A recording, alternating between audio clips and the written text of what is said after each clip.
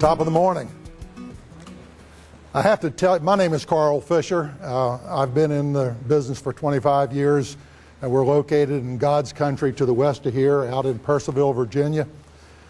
I have to tell you this morning that I have the greatest sense of humility and appreciation for what you and collectively the rest of you have done.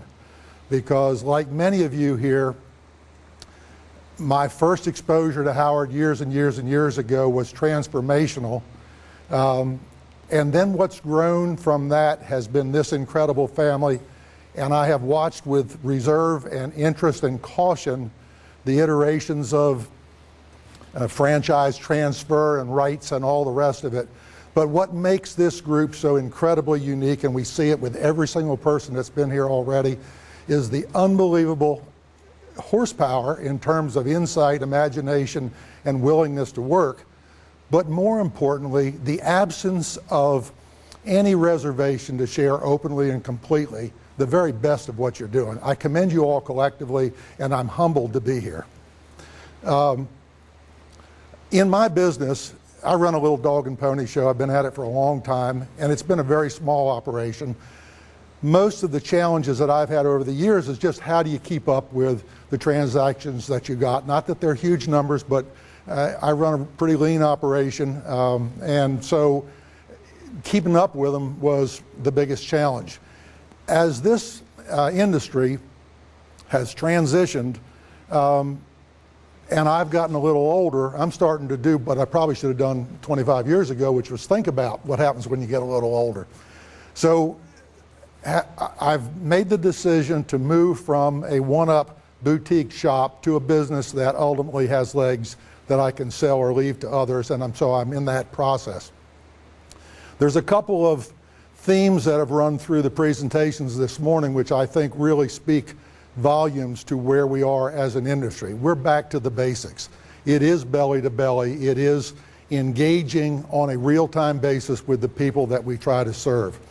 To that end, for the first time in my career, I'm actually trying to create business. I'm not trying to deal with what's in front of me, I'm trying to create some. And I've never had good luck with real estate guides and local advertising, you know, the same thing that everybody else does. What has worked well for me is a combination of belly to belly and a la Howard, a story.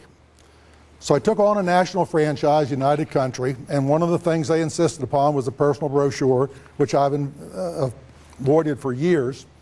But in order for it to mean something to me, it's not about selling real estate, it's about selling an idea, selling a dream, and I live in an incredibly beautiful, physically beautiful part of the nation, an hour's drive from downtown DC. So I speak to the new emerging wine culture, and I speak to what the Washington or the Northern Virginia area is to me. And on the back, I tell a little personal story about what this is all about. Not very original. What I then decided to do, as several have pointed out, was to change the type of clients I wanted to work with. In my case, because of United Country's background in large land sales, I started targeting specific types of people. And I did it with a simple brochure which tells a story, folded half in two, with a business card and a little letter talking about why their particular property should be a consideration for future sale because movement in the market, and a handwritten note, and I crowded onto a little Monarch envelope with a single stamp. It's so fat when you get it, even if you don't care, you're going to open it. And if the card drops on the floor, I've met half of my goal. I've never done a mailing like that I haven't got a listing from. It doesn't always happen the same day. But in the last 2 months, I've listed over $26 million worth of real estate. Thursday, I got a $3.75 million listing. Yeah, they're not sold yet, but as we all know, activity breeds activity, and I am confident, even A listing I didn't get was an entree to a $330,000 historic property, which I hope will somewhere pay the phone bills. Thank you for your time.